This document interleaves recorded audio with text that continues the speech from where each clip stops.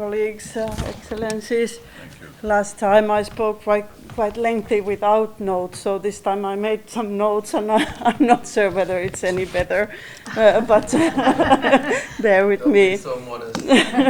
I'm happy that we are gathered here again after the discussions we had in Edinburgh, and we all hope for long-lasting peace in Palestine, and we have found some solutions how to promote this. I want to be, and I choose to be hopeful for lasting peace, but I'm still concerned by several developments since the last meeting we had. There should be the ceasefire at place, but we've seen that the killing is still continuing and the suffering is still continuing in Gaza. And the peace plan, which is drafted by US President, is proceeding. As we know, the first stage is this ceasefire, and even that is not fulfilled. On the contrary, Israel has denied the work of many important humanitarian organizations, reportedly based on their position regarding whether it's a genocide that has taken place in Gaza or not. You know, these organizations have commitment to tell what they have seen, and a commitment to help whoever needs life-saving help.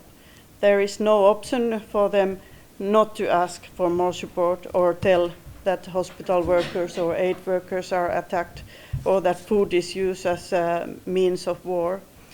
The lack of access of the international media, which is still the current state situation in Gaza, leaves even more responsibility on the humanitarian organizations. I come from an NGO background myself, and I strongly feel that one thing that we parliamentarians can and what we must do is to support these brave individuals, but also the existence of the organizations and whole humanitarian aid system. At the same time, President Trump has announced that US is withdrawing from 66 international organizations and United Nations entities, including, for example, the UN Climate Convention, and already beginning of the term they withdraw from the UNRWA funding. US administration had made the decision concluding that the organizations no longer serve American interests and that those entities advance globalist agendas over US priorities. So we clearly see that America First policy continues. As so many Palestinians, like Mohammed here, rightfully have seen that they have no other option than to believe and work hard for the lawful coexistence of their country, just peace and rapid reconstruction of Gaza. I see that the most of the countries in the world, Global South, Gulf countries, Latin America, India, Pakistan, China, Turkey, EU, etc., have no other option than to strengthen our support to multilateral world order and multilateral cooperation. These two things, these two aims, are also strongly linked. We cannot abandon international law when we will and want to have justice and just peace. When we cannot abandon international law when we want, like one leader said, or when it's too difficult to fulfill for us. And unfortunately, we see some tendency to abandon the international law also in the Nordic countries when it comes to the refugee issues.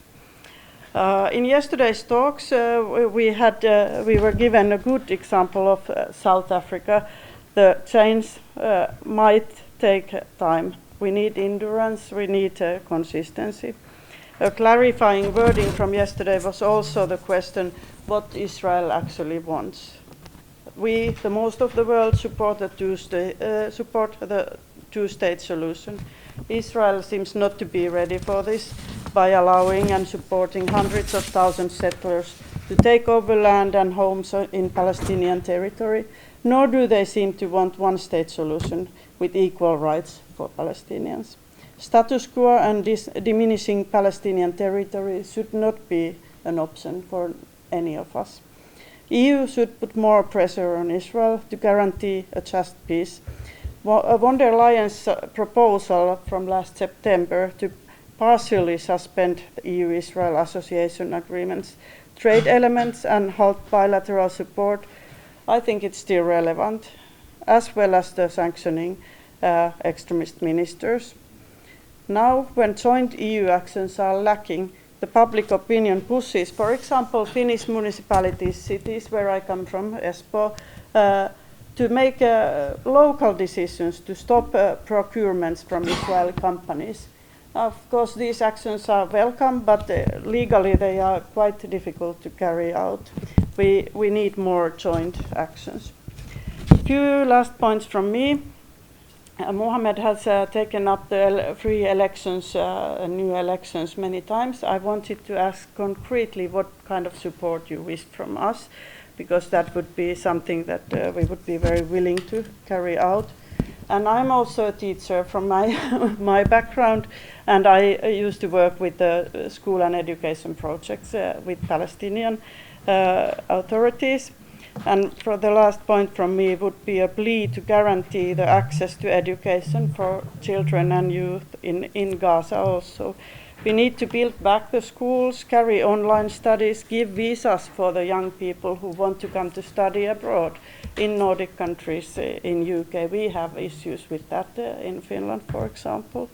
With bureaucracy, we make it so difficult that it's actually not taking place. And we need to support the Palestinian authorities and to support financially, but also to give mental support. Thank you so much. Thank you so much.